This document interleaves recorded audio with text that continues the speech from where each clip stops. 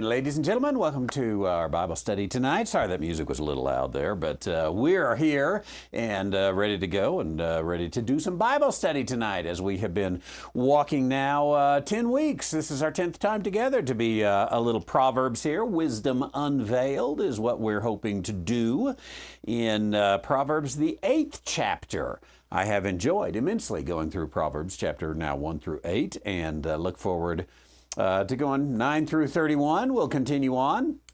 And after chapter 9, I will tell you, in fact, really, chapter 8 is kind of the end. We get a wisdom speech in chapter 9, and then things are going to change quite a bit when we get into chapter 10. We'll see what we do with that when we get there. But let's do something with chapter 8 tonight. You have a handout available for you if you're watching on Randy White Ministries or Worshipify. The handouts are right down there.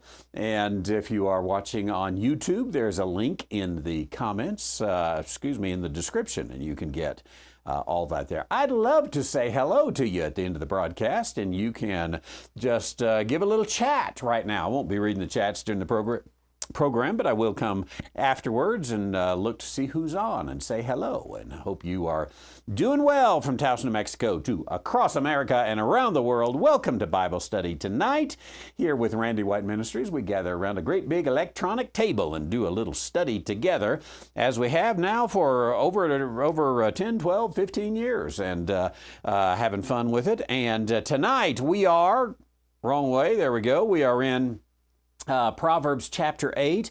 We jumped ahead a little bit into it last week and got in just a little bit, verses 1 through, about verse 11, I believe we looked at last week. And we're going to look at that again briefly just to get us caught up and on to speed and be ready to go here tonight. And Solomon here is speaking, and he's really sort of introducing wisdom, lady wisdom, especially after he had given some warnings that look like warnings about adultery, but actually in chapter 7, they are warnings about leaving the wisdom of Torah.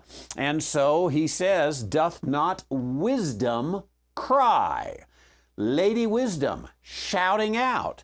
She cries, and understanding put forth her voice. Wisdom, understanding, the same one. She cries, she puts forth her voice. She standeth in the top of the high places, by the way of the places of the paths. We won't go into this a lot because there is I would say more depth in session number 9 than there is right here in session 10, because we looked at these. But nonetheless, here is wisdom, here is understanding, and she is in the top of the high places. I took that as the places of pagan worship, but you could also take that as, get up on top of the hill, get up on top of the mountain, get up on top of the building and shout it out. So here she is, not trying to hide at all. Wisdom, we've talked about, is Torah, and Torah doesn't try to hide itself. Torah tries to make itself very well known.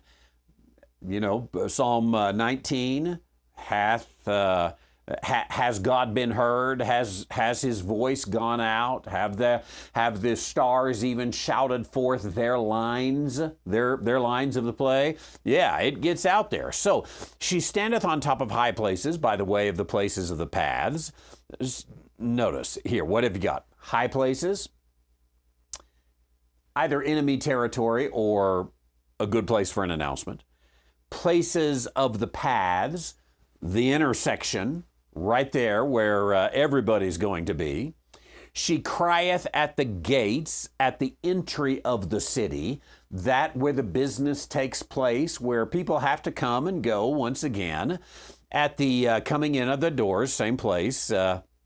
Again, a very busy, a very official place. Here comes wisdom. So Solomon speaks. Now, he in a sense, he is saying in verses 1, 2, and 3, he's saying to the, excuse me, to the congregation, ladies and gentlemen, I would like to remind you that wisdom crieth out, that understanding puts forth her voice. Look, ladies and gentlemen, to the high places. Look, ladies and gentlemen, to the paths. Look, ladies and gentlemen, to the gates of the city. Here she comes, ladies and gentlemen, let's listen to wisdom. And then wisdom begins to speak in verse 4. And she says, unto you, O men. Now, we talked about this last week again, so I'll try not to belabor the point too much, but this is the first time we have this used, O men, not just those of the masculine gender. Very seldom do we find that in the scripture. Typically, O men is, hey, anybody. And it is here too. In fact, goes well beyond the men of Israel. To this point, it has been my son, Rehoboam, king of Israel, or maybe other kings of Judah to come. I said Israel, I should say Judah. Kings of Judah, or my children, the nation of Israel. We're going to get back to some my children before this chapter is over. But now, for the first time in the book, wisdom is calling out and says, O men, and my voice is to the sons of man.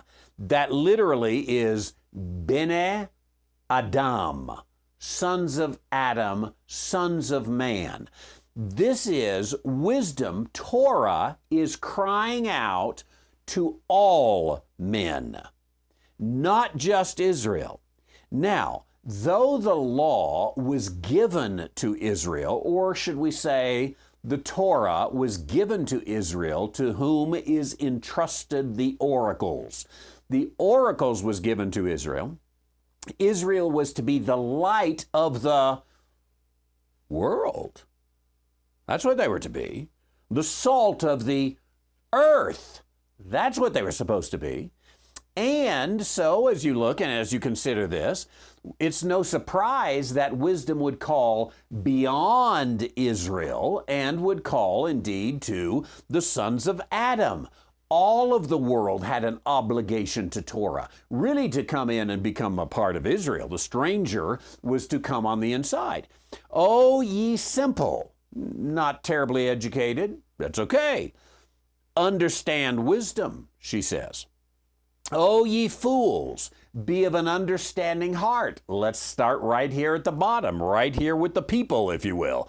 Understand wisdom, have an understanding heart. Here, she says, for I will speak of excellent things. What are the words that Paul uses? I may get this wrong a little bit in my paraphrase, but he says something to the effect of the law is good and holy and just in the book of Romans. Now, he's just reciting what wisdom says about itself. She says, I will speak of excellent things. You know, the law, and we'll probably catch more into this, but the law was always something to be celebrated. We look at the law as a great burden. Oh, I am so glad I am not under that burden.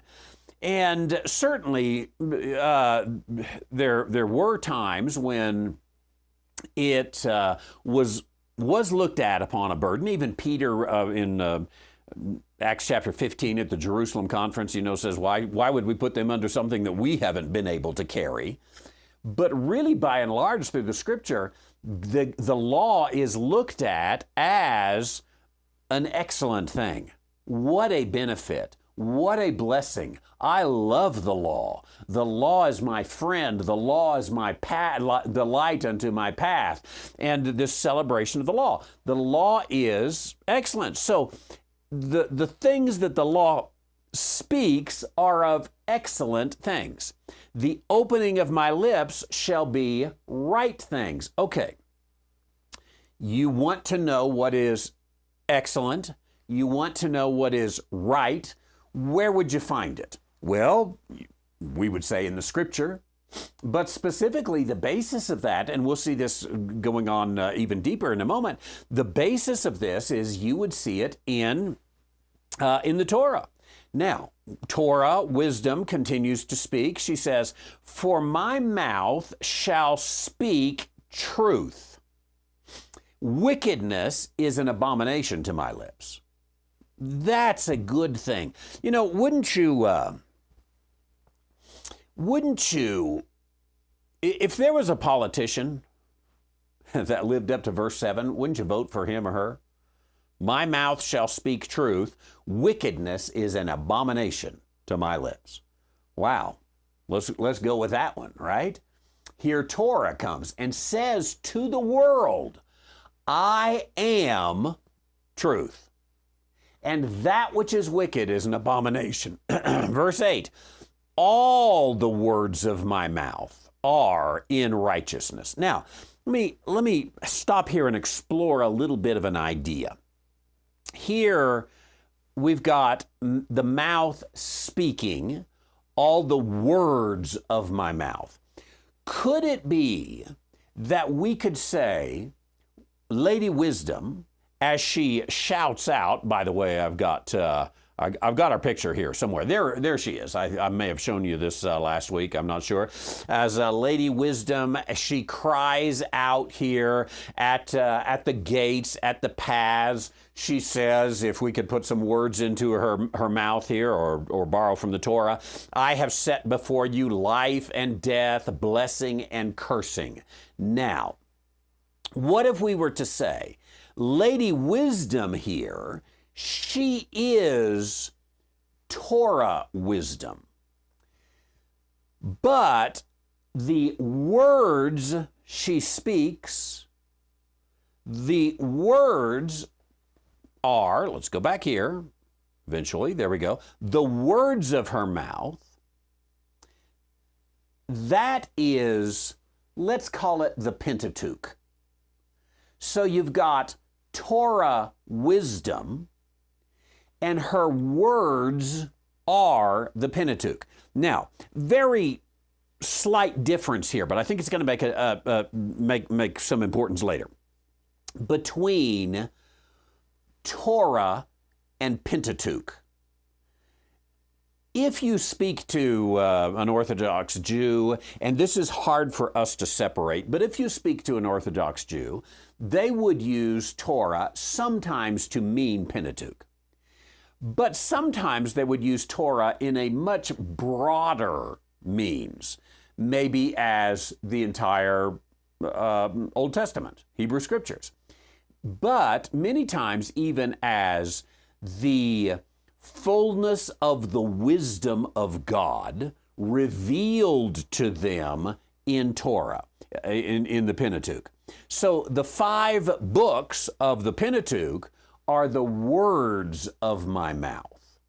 There is a wisdom that is even above and beyond that as Torah wisdom speaks. So the words of my mouth are in righteousness. There is nothing froward, we've had that word several times, usually of the evil man, or perverse in them. Now, she goes on to say, these words, actual Pentateuch, I would say, they are all plain to him that understandeth, and right to them that findeth knowledge. You spend a little time in moral understanding, in righteousness, you see, hey, this is spot on. These words have it. This has got it. So she goes on to say again in verse 10, receive my instruction and not silver, knowledge rather than choice gold. Now, she's not saying that silver, or for that matter gold, is sinful. She's not saying you should not have silver and gold. Rather, she's saying it's a priority issue. One of the nice things about Hebrew poetry, and there's a lot of Hebrew poetry here, is that it has this parallelism. And so you have instruction parallel with knowledge, silver parallel with gold. You see this over and over in the Hebrew Scriptures. One of the nice things about that is you can I'll say always, I started to say virtually always, but let's go with always. You can always interpret one from the other. So if you don't understand the second line, take it from the first line. They are parallel. It says it, it repeats it, kind of like a preacher does. So here, if I don't know what instruction is, I'll go here. Now, if I don't know what silver is, I'll go there. Okay, gold, silver, gold, it's all monetary, things of monetary value. Now, what is helpful, I think, here is you say, receive my instruction and not silver. You might take that to be silver is sinful. But as you go to the parallel, knowledge rather than choice gold. So, and can be understood as rather. That is, there is a priority issue here. And then, because that's a little bit vague, you say, okay, I think this means receive instruction rather than silver. Then it makes perfect sense, the parallel line, knowledge rather than choice gold. And you really have to say, hey, I know exactly what rather means here, and I've got to say these are parallel because that's the way Hebrew works. So I've got to put it up, and rather becomes the only thing. And then you could begin to look into other scriptures and find, sure enough, that theme of the wisdom of God, Torah, is far better than anything else that you could get on this earth. And of course, you and I would agree with that, and that's why we spend our Thursday night here, doing a little study, trying to get instruction and knowledge from the Lord. Goes on, wisdom is better than rubies. All these things that may be desired are not to be compared to it. We need, or the world needs, this, the sons of Adam need, this wisdom, Lady Wisdom, Torah speaking. Now, that was the introduction of what we studied last week. So let's really get into the heart of the matter here and come into this verse 12. And you can see in verse 12 we've got the benefits of Torah for the world. Goes into a segment on benefits. And what have we got? I, wisdom, dwell with prudence, and find out knowledge of witty inventions. That's kind of nice, isn't it? And what we see here is, let's call it a moral discernment. Let's go ahead and read verse 13 and then come back to 12 and 13. And one of the benefits is it shapes moral discernment. The fear of the Lord is to hate evil, pride, and arrogance, and the evil way, and the froward mouth do I hate. I suppose we have the word, I may be wrong here, but I would not be surprised if we don't have the word froward more in the Proverbs than anywhere else in the Scripture. It is to go opposite of toward. It is away from, and away from Torah. So wisdom dwells with prudence, and I find out knowledge of witty inventions. Witty has to do with knowledgeable, but as it is both in the Hebrew and in the English, maybe you could say clever. That is to say, I see through this. Torah wisdom. If you've got Torah wisdom, you can see through this. I've got tomorrow an article coming out in American Thinker, americanthinker.com. And the article is about tariffs. And because I've heard on little news clips all week, things like, our prices are going to go up 50%, 100% because Trump has put 50% tariffs on, and therefore it's going to cost us 50% more. These are economists talking, and, all of that is a witty invention. My article tomorrow, this is a little incidental, but my article tomorrow is that if tariffs go 50%, that'll probably bring maybe a 10% increase in price. And I explain why in the article. You can read it tomorrow on American Thinker. Now, wisdom, and I would even say wisdom of Torah, will give you knowledge of witty inventions. That's a witty invention you have there, newscaster, economist, well, all these witty inventions. You sons of Adam, you want to be able to see through that stuff. This is study Torah. Now, maybe, can I go ahead and put this forth here? I'll say it bluntly. My snarky bell is all the way over there. I'll say it bluntly. Maybe one of the reasons that evangelical churches are filled with people who are so easily duped, they are so stupid, maybe one of the reasons is because they don't know the word. They would never study the book of Leviticus, the book of Deuteronomy, see what kind of wisdom comes out in these things. They'll do the book of Hebrews in 4 weeks, so they don't even study the New Testament kind of stuff, let alone the Old Testament kind of stuff. And here is, in the words of Torah, is the wisdom, the Torah wisdom, and it gives knowledge of witty inventions. The fear of the Lord, this is also found in here. The fear of the Lord, the beginning of knowledge is the fear of the Lord. The fear of the Lord is the beginning of knowledge, is to hate evil, pride and arrogancy, and the evil way, and the froward mouth do I hate. It is Torah wisdom that helps bring about all of that. Now, Torah continues to speak, and she says, counsel is mine. That's a wisdom issue. Sound wisdom. I am understanding. I have strength. That is an amazing thing right there for those of us who are not under the law, and we'll talk about our relationship to Torah here in a little bit because we're not under the law. But catch that there. I am understanding. Period. I am understanding. I have strength. What do the sons of Adam want? Strength and understanding. Where can they get it? Torah. Now, that is what he's, remember, this is a dispensational book. It is in the dispensation of the law. We'll add to it again, as I said, in a little bit. But this is an amazing claim that Torah announces. I am wisdom. I am understanding. I have strength. Unbelievable kind of claim. We ought to catch that.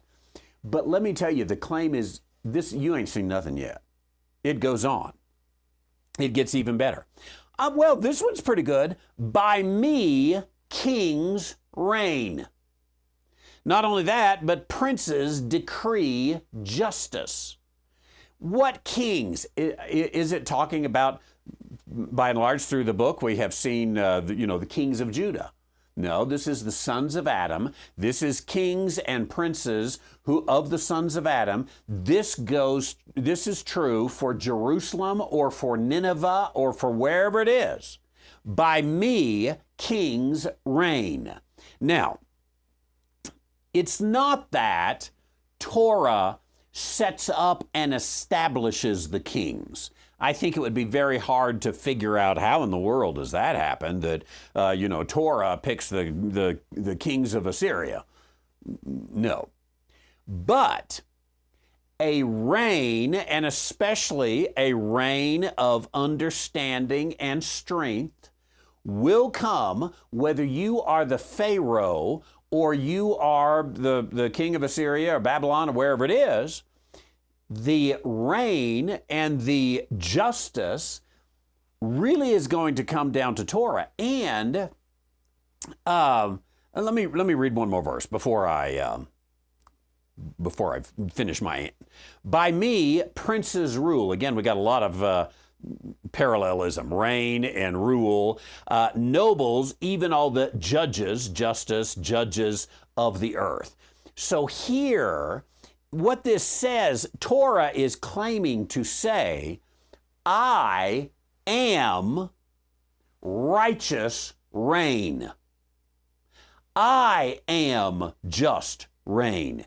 If a king wants to reign and princes want to decree justice, if princes rule and nobles are judges and they do it well at all, and if they don't do it well, they are going to be deposed eventually.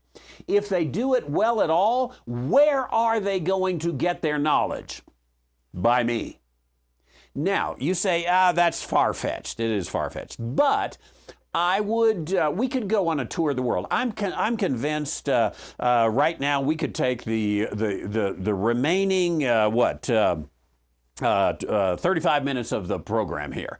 We could take the remaining 35 minutes of the program and do nothing but show examples of Moses in courtrooms and administrative centers around the world depicted, let's say, in art or literature, all of this. What we would find is the Western world has. Now, let me stop here a minute. There was a number of years back, probably I'll go with the 1960s and 70s. Let's say it took place in the 60s with Madalyn Murray O'Hair and the removal of things like Ten Commandments in the classroom. That's come back in some places.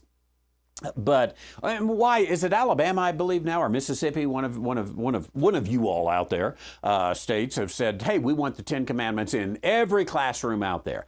Why? Because it's an acknowledgement. It's not something that we are under. Nobody in those public school classrooms is saying, now you have to remember the Sabbath and keep it holy. You can't take the name of the Lord your God in vain. A teacher not going to get fired for taking the name of the Lord God in vain. A student probably is not going to get kicked out. But that says this is the basis of our society. Our Western society says kings reign by Torah, by the justice in there. And so we could take it, whether it be in literature or art or we could go through constitutions of the 50 states. We could go through constitutions virtually, I would say, of every country in the Western world. And they would say, our foundation is the Torah. Let me show you a picture here. Here we go. This is Moses. Right here, as you can see. In fact, it says right there, Moses the lawgiver.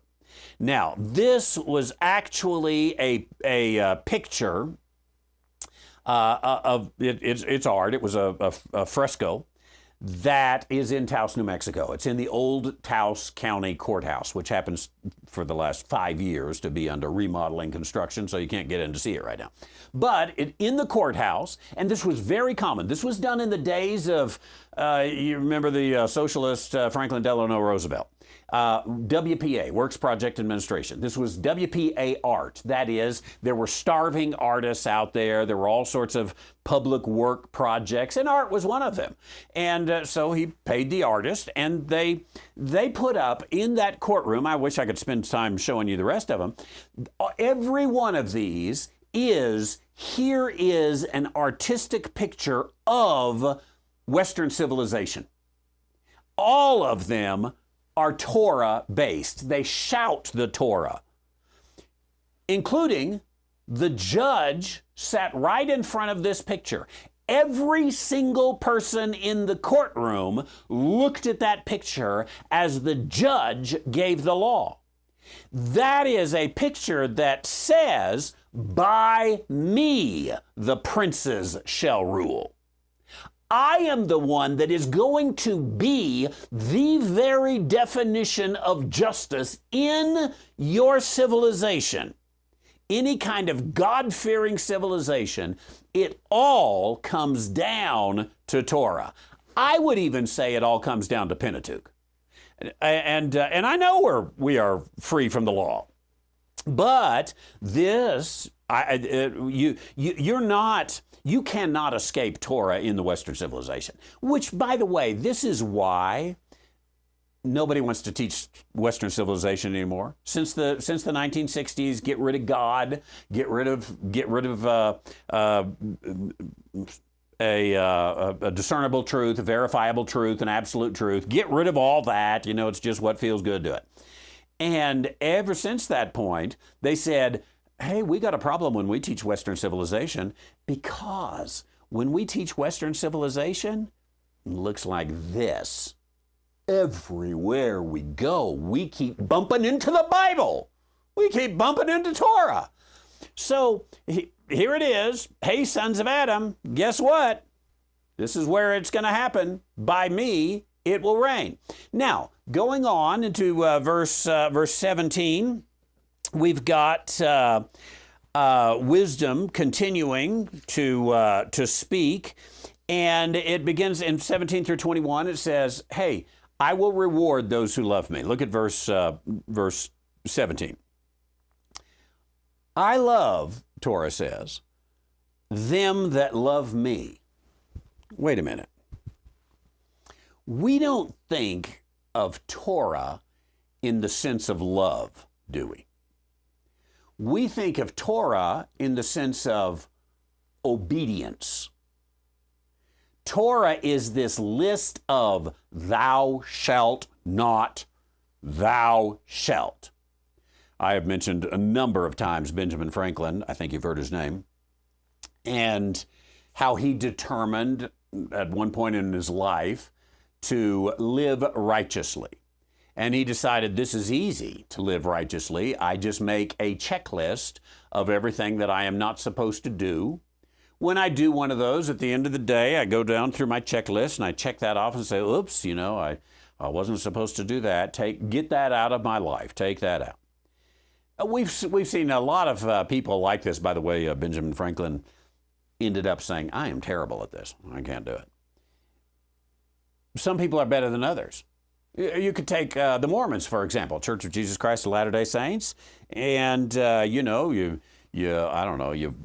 wear a tie and a white shirt and go door to door and you don't drink coffee, and you got all these things. So there, I did it. I did not do that. You've met a few people like that, and they are cold as a stainless steel sink, and you say, this doesn't seem like Scripture at all. Seems like a robot. Here, I love them that love me. I wonder if Benjamin Franklin had desired something more than to be politically correct. There was a righteousness of that day that was the politically correct thing. What if he had actually just loved Torah? Had he loved Torah, I think he probably would have been successful. Not, I honor them that obey me, but Torah says, I love them that love me. Go into the 119th Psalm sometime. I don't know if I have I've lost my place on the outline here. I don't know if I've got the scriptures here or not, but Psalm 119 here's a couple. Psalm 119:97. Let's go here in our cross-reference screen. But you can look all through Psalm 119, and you'll find verse after verse after verse that says things like, oh, Mem is the Hebrew letter. It's a acrostic. Is that what you call it when it goes through the alphabet? Oh, how I love thy law. It is my meditation all the day. We could go down to verse 140. Thy word is very pure, therefore thy servant loveth it. Psalm 119 really is about, I love the law. I love them that love me. Those that seek me early, it's a love thing, isn't it, shall find me. Riches and honor riches and honor are with me. Yea, durable riches and righteousness. My fruit is better than gold. Yea, than fine gold. My revenue than choice silver, says it again. I lead in the way of righteousness in the midst of the paths of judgment, that I may cause those that love me to inherit sustenance, and I will fill their treasures. Now, you know that I am very much a thinking person, and I really like a good logical argument. But there is something to say for falling in love.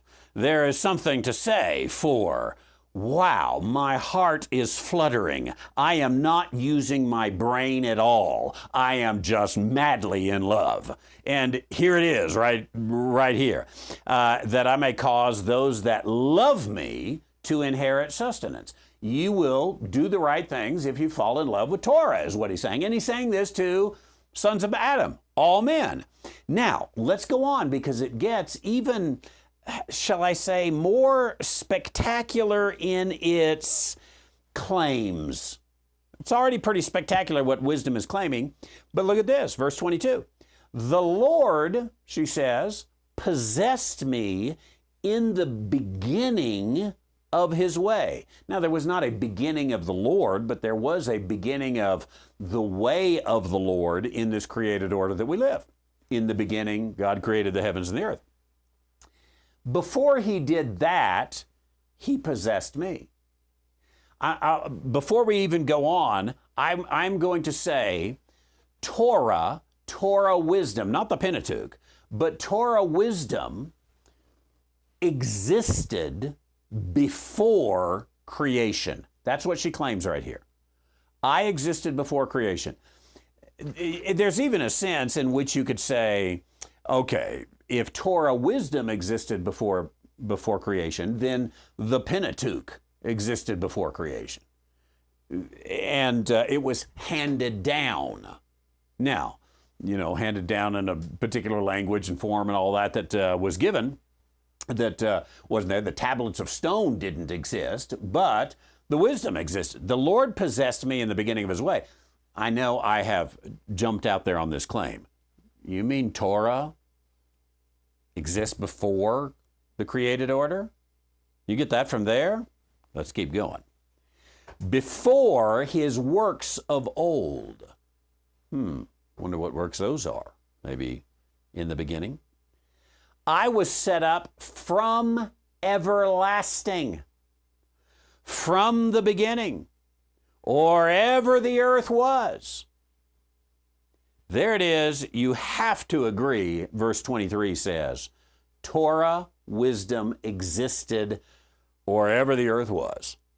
Before it all, there was Torah. When there were no depths, I was brought forth. When there were no fountains abounding with water, before the mountains were settled, before the hills I was brought forth, while as yet as he not had made the earth, nor the fields, nor the highest part of the dust of the earth, when he prepared the heavens, I was there. When he set a compass upon the face of the deep, when he established the clouds above, when he strengthened the fountains of the deep, when he gave to the seas his decrees, that the waters should not pass his commandment, when he appointed the foundations of the earth, then I was by him as one brought up with him. I was daily in his delight, rejoicing always before him, rejoicing in the habitable part of the earth, and my delights were with the sons of men, the sons of Adam. It comes back where it started in verse 4 to the sons of Adam. So here is this claim, this Torah claim that I was there. Now, I think this means something. Torah predates creation. That means that it is embedded within the created order, which means that not only did God give us physical laws, but he also gave us moral law that literally is part of the created order. Therefore, the things that we read in Torah are by and large part of the created order. That is in the design, in the very fabric of the earth.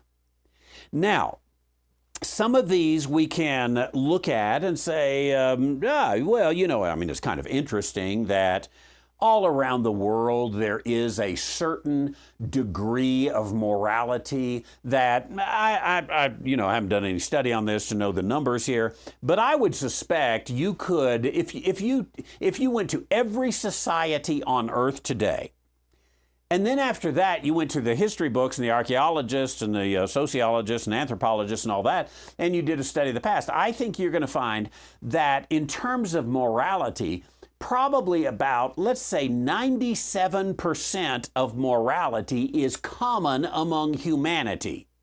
Wherever you go. Go to some tribal people somewhere, some jungle people somewhere, some sophisticated city people somewhere.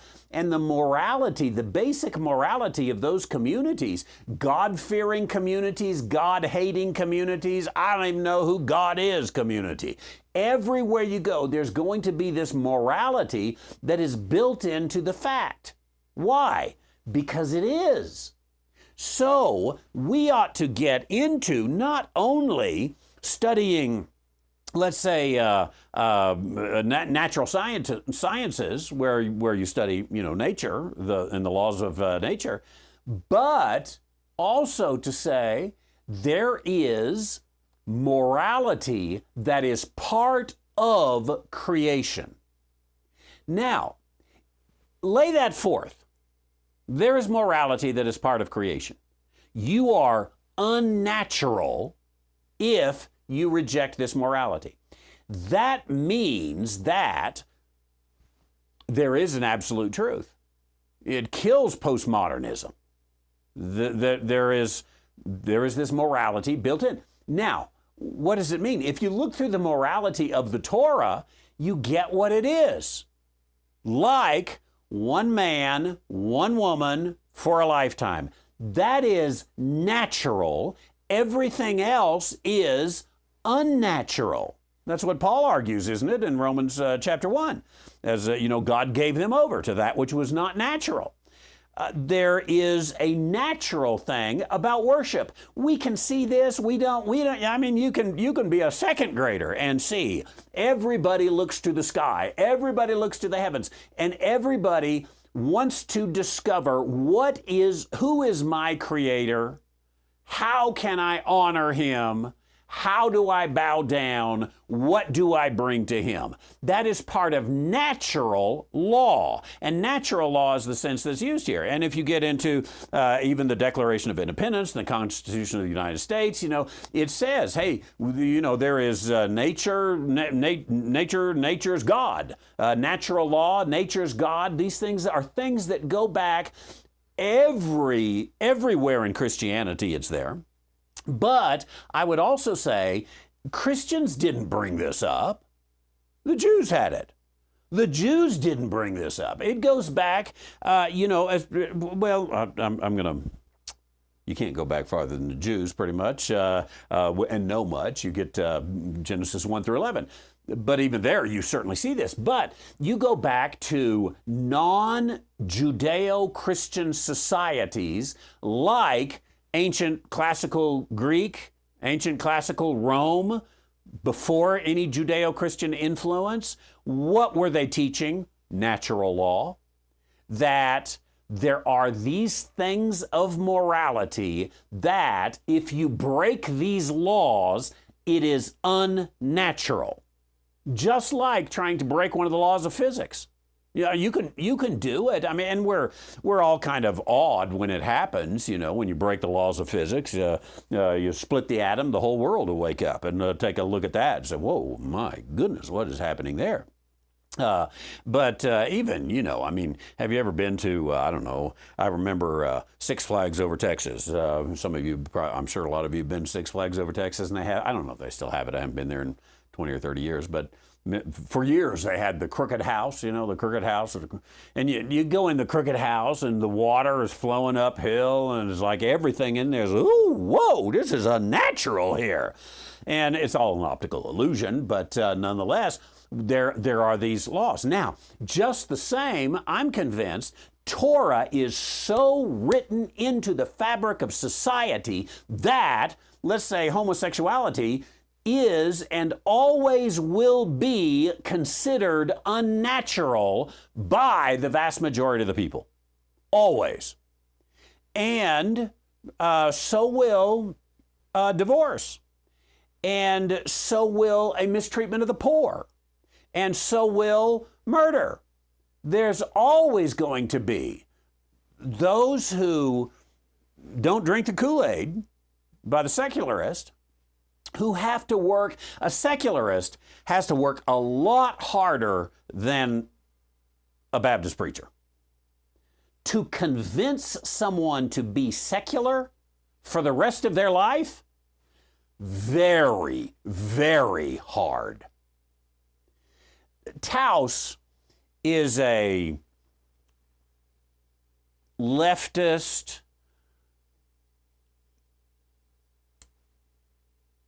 loon hole.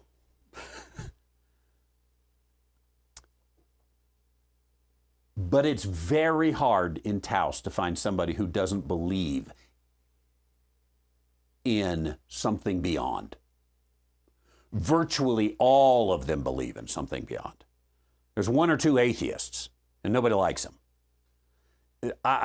Very hard to convince someone there is no God.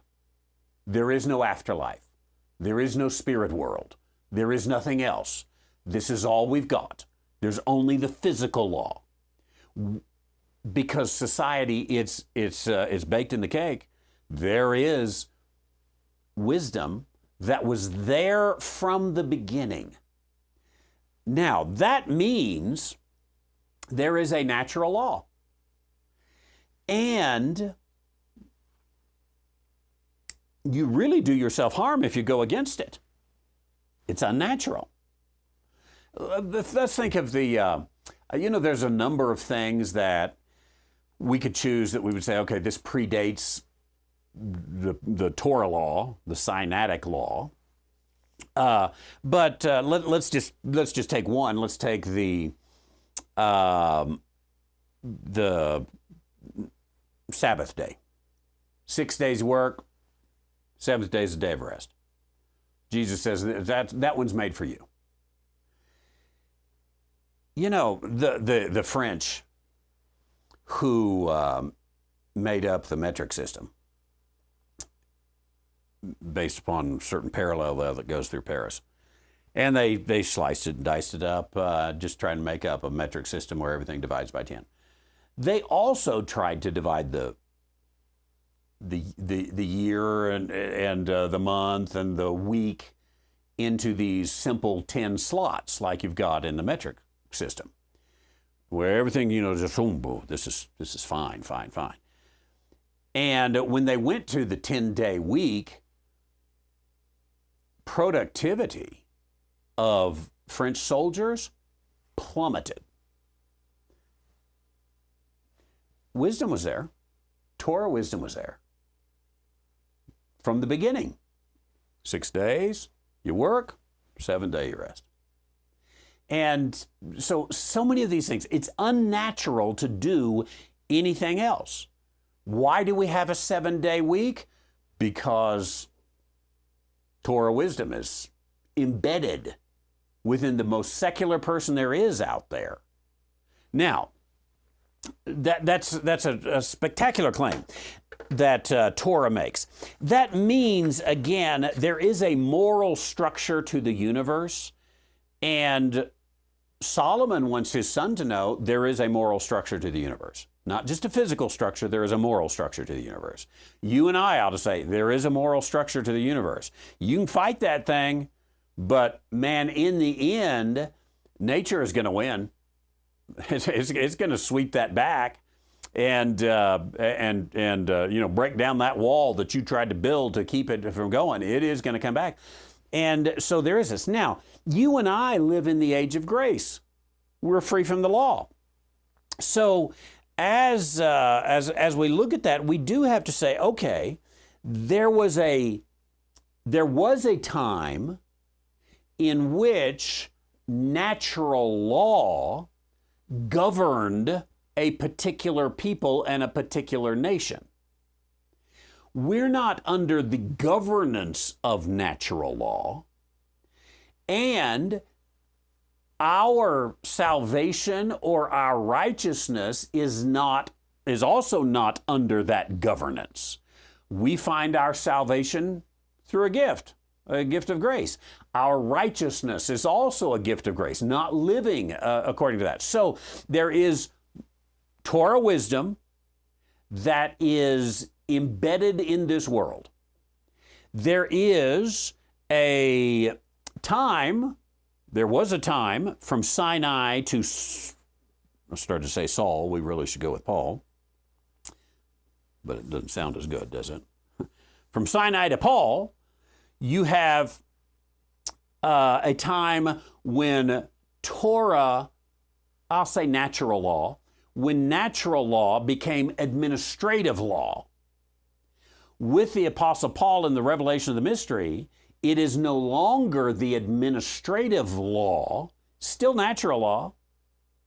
And then you come to a point out in the future when God is going to say, we're bringing this back to administrative law.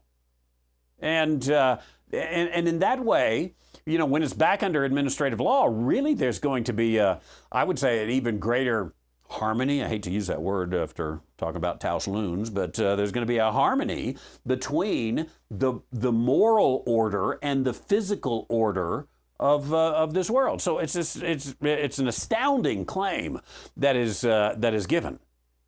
And I think most Christians today, most evangelicals certainly, would argue that morality comes from the Bible. I will even go so far as to say the Bible comes from, now I don't want you to misunderstand me because it's inspired by God, God breathed, but the Bible comes from the world order itself. That's the way. If the world could bring forth words, it would give us the Bible, the Torah especially. This is what I demand. Remember, even with Abel, his blood cries out from the sands there. And there is this, the earth says, no, this is not right. This should not be. This is not how we were created. And so Torah comes in there. So don't believe that we do not live. Is that too many no's there? Don't believe that we live in a secular creation. By secular, I mean no God. The whole Big Bang theory, which has lost its flair now because I figured out it didn't work, but all the scientific theories that you hear now that don't have God in them and therefore don't have morality in them, just dismiss them. It doesn't work. There is a morality woven into this world that we live in, and that's what the Bible claims. So we don't really have a physical world and a spiritual world. No, we have one world. They are together there, just like body and soul right here. It's together, and the physical and the spiritual, all there together. Torah was there right from the beginning. Torah was part and parcel of it. You cannot separate these things. Okay. She concludes here, she says, now therefore hearken unto me. You think of Torah wisdom built in this world, and it's already kind of shouting, hearken unto me, hearken unto me, hearken unto me. Again, I don't want to harp on it too much. But it was, 1961 perhaps, when the Supreme Court case removed prayer from public schools, and Madalyn Murray O'Hair issues that took place before my lifetime, really. So we're talking, let's say 70 years ago. And our society is certainly more secular than it was 70 years ago. But still, you find a teenager in our world today, they believe in God and want to know more about Him. They have been born and raised in a secular family, in a secular school, in a secular community, and you give them a Bible and tell them this tells about the afterlife, and they're interested in it. They want to know these things. When they stay up late at night with their friends, when they're not drunk and doing other stuff, they're thinking about, wonder what's up there. Wonder what's up there. You give them a secular existence through and through from the beginning, and they're saying, I think there's God here somewhere. I think there's something else. I think there's what's the spirits? They're groping blindly in the dark because of the society we've given them, but they know it's there. And so it's like Torah wisdom is just shouting out from the high places, from the gates, from the pathways, whatever everybody else is shouting out. Torah wisdom is saying, "Hearken unto me," and people listen to that. I think in evangelism, we ought to recognize Torah wisdom's doing the work for us. Shouting out, hearken unto me, O you children. Blessed are they that keep my ways. Hear instruction and be wise and refuse it not, she says. Blessed is the man that heareth me, watching daily at my gates, waiting at the posts of my doors. For whoso findeth me findeth life. Wow, that is a bold statement, isn't it? Whoso findeth me findeth life. Isn't that what Leviticus says? They that live by them shall, those that do these, in Leviticus 18:5, those that do these shall live. Or Deuteronomy chapter 30, verse 19, behold, I set before you life and death, choose life. Whoso findeth me findeth life, and shall obtain favor of the Lord. But he that sinneth against me wrongeth his own soul. All they that hate me love death. Think about this. He that sinneth against me wrongeth his own soul. What's that say? It says, I am so much a part of your existence that you wrong your own soul. I'll use another illustration that I've used before. But Nathan, of course, who keeps our broadcast running here, and when he was about 4 years old, he would get mad at me as only a 4-year-old can, from time to time. And the way he would express it, his anger, was always, I'm not going to invite you to my birthday party. Now, what he didn't know is that he that sinneth against me wrongeth his own soul. You can fight that all you want, but if I'm not at your party, it ain't going to be much of a party. If I'm not at your party, there's no cake. If I'm not at your party, there's no candle. If I'm not at your party, there's no gift. If I'm not at your party, there's nobody else that came to your party.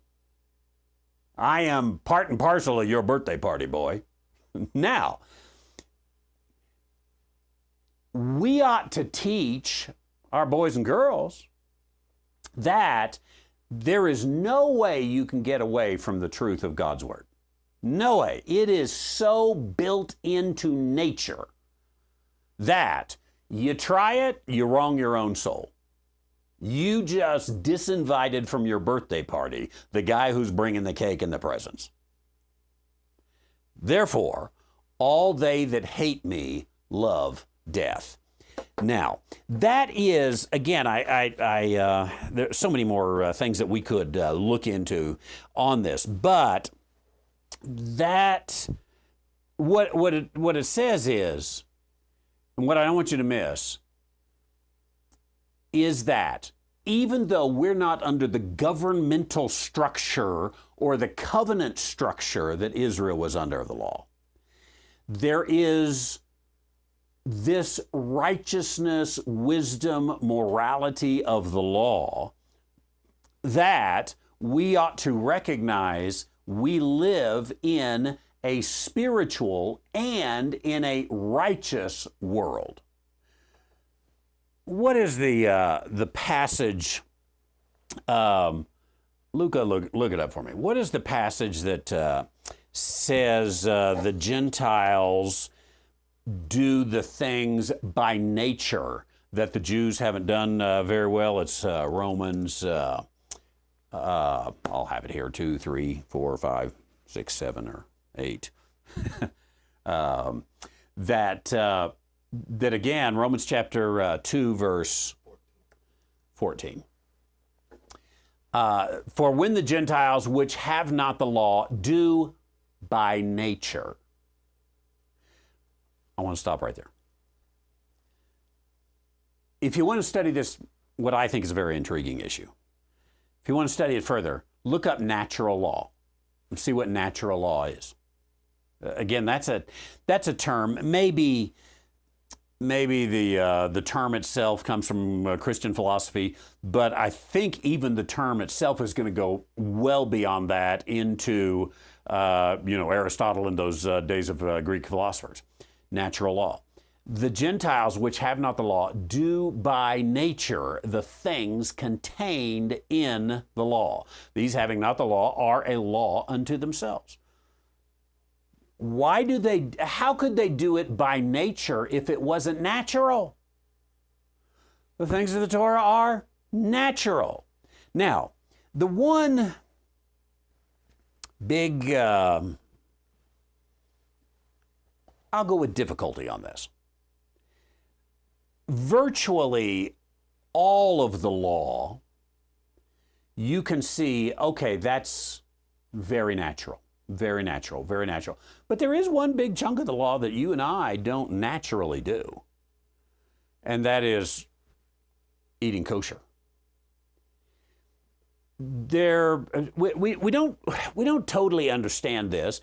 When we know that there are clean and unclean animals with Noah on the ark, bringing in the clean and the unclean, different numbers of each pair. So we know that what today we would call kosher and non-kosher existed long before the governmental rules. And we don't know if, well, certainly going on to the boat, they didn't eat meat. Afterward, they did.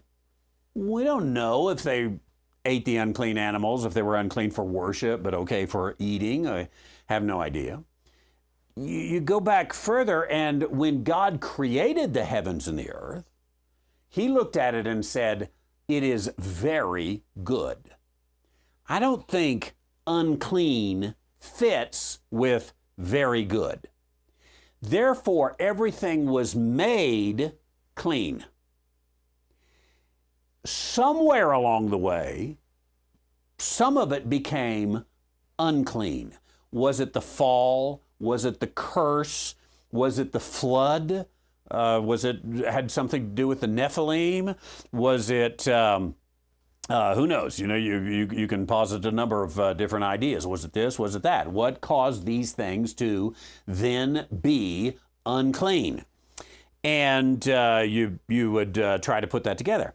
I don't really know the answer to that.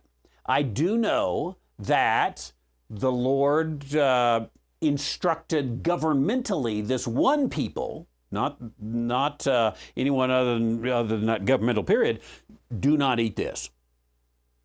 Didn't really even tell him why. Maybe it was an obedience thing. What is it? I don't know. Governmentally, do not eat this. Now, we're not under the law.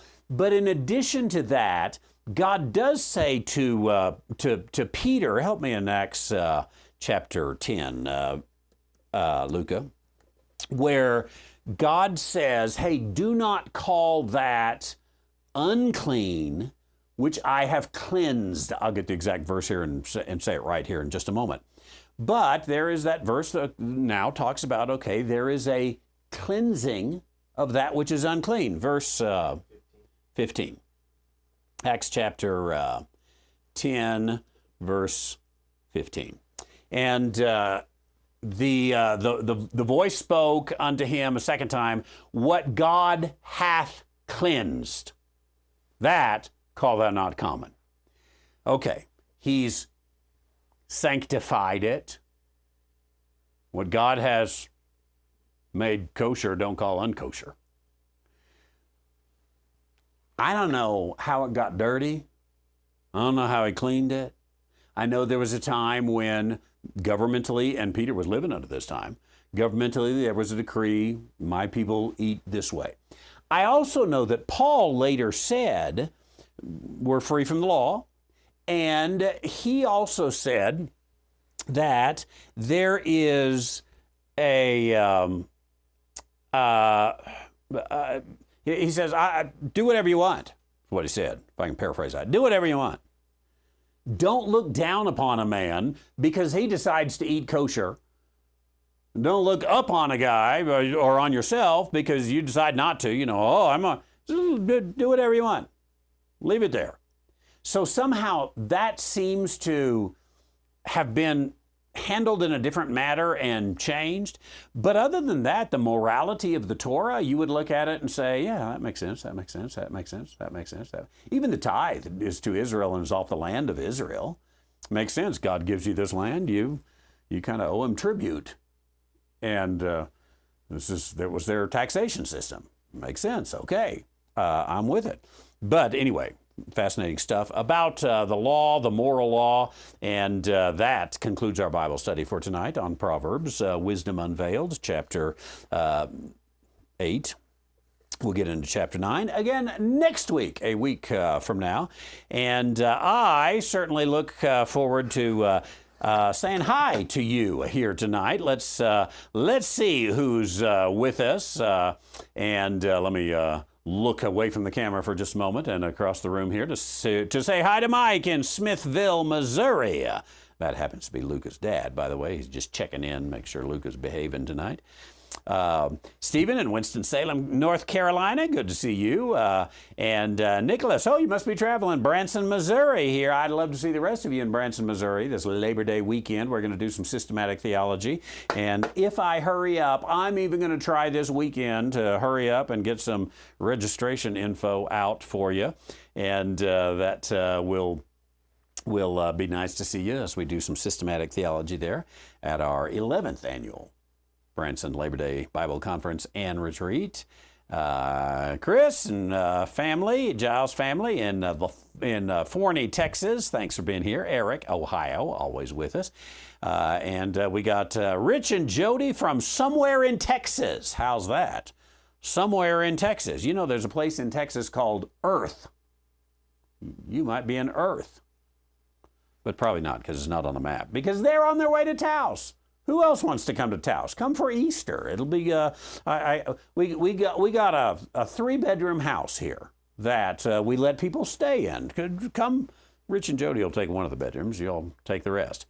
Jennifer, good to see you up in the how do you say it? Champlain Valley of Vermont. Good to see you.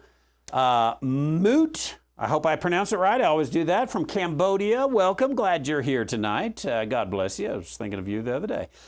Toby in Duncan, Oklahoma, thanks for being here. Always again. Alan in Portland, welcome. There, speaking of liberal towns, there we go. We got two of us right here, don't we?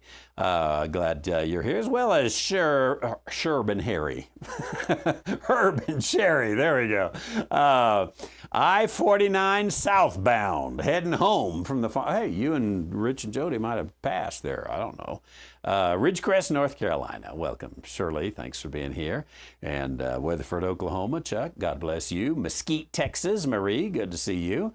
Phil and Dreama, thanks for being here. In Lexington, Kentucky. And Debbie and Daryl in Mississippi, thank you.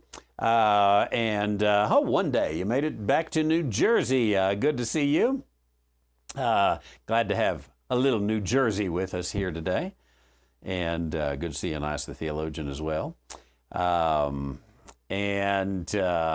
me see here. We got Scott and Georgiana, Jefferson, Texas. Welcome. I bet Rich and Jody drove close to you all too. Probably a little north. Lisa, Glenwood Springs, Colorado. Pretty soon it will be Nancy, Ed, and Lisa, and Forrest in Pueblo West. Oh, you're moving back. Hey, that's good news. Hey, Jim, good to see you. Grace Bible Church, Houston. Brother Jim Phillips, Pastor Jim Phillips, thank you for the good work that you do there. Jeff in Trinidad, Colorado. Pastor Jeff, thanks for the good work you do there and help us out here as well. Nancy in Pueblo West and the rest of the family there, thanks again. Gerard, good to see you. Gerard, glad you are here. Let's see, he says, have you seen, Brother Randy, that my prediction about the stock exchange worldwide plunge into great total chaos and loss of 12 million? Executing ABCHAO equals preparing for NWO. I don't know what the last part means, but I didn't see what the stock market did today. But I haven't noticed the great total chaos yet. I'm still holding out, Gerard. Still holding out.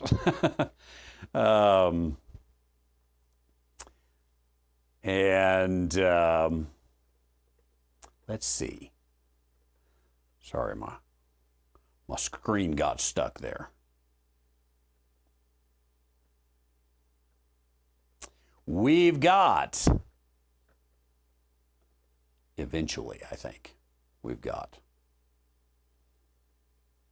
lost.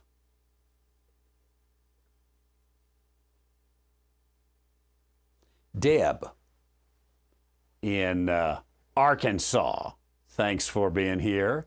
And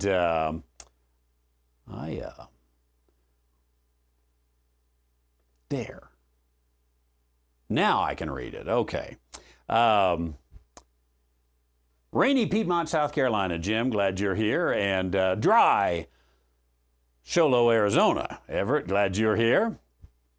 Marilyn and Roger in Wabasha, Minnesota, thanks for being here.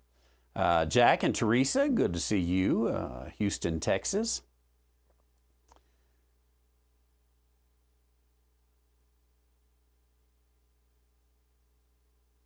Sorry, as I thumbing through here, I just don't want to miss anybody. Maybe I got y'all. Thanks for each one of you for being here. It has been a joy and a blessing. And hey, tomorrow I'm off. No Ask the Theologian, just tomorrow. Going to try to catch up on a few other things and enjoy a little time off as well. And so we'll be back Sunday. Let me say one thing about Sunday, too. So I know some of you are in our church long distance. We are going to serve the Lord's Supper this Sunday. And if you want to join us, you might want to get some fruit of the vine and some bread.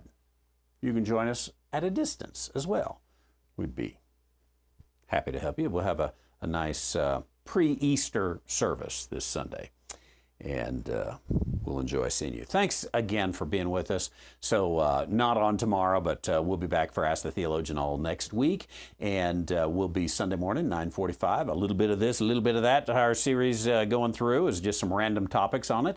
And then our pre-Easter really looking at the death and burial of Jesus Christ, so that the next Sunday we can celebrate the resurrection of Jesus Christ. Thanks for joining us here. Let me lead us in a word of prayer. Heavenly Father, thanks for men and women, boys and girls who join us from around the world here tonight, and many others who will join over time. We're grateful for it, and just ask that we would see here that it's not a secular creation that we live in, but a sacred creation in which it has really even the laws of nature and nature's God all work together. And in this, we rejoice that there is something that even shouts out. The rocks and the trees, as you once said, would shout out because the wisdom is there. We're grateful that we're not under the governmental decree of the law, and yet that we have the wisdom of the law. And for seeing this in the book of Proverbs, we're most thankful. In Jesus' name, amen. And I'm thankful for you all being here tonight, joining us. Thanks very much. And it is a blessing to see you. I look forward to seeing you Ask the Theologian next week. And we will enjoy the weekend. Looking forward to seeing you soon. Ladies and gentlemen, God bless you. We'll see you.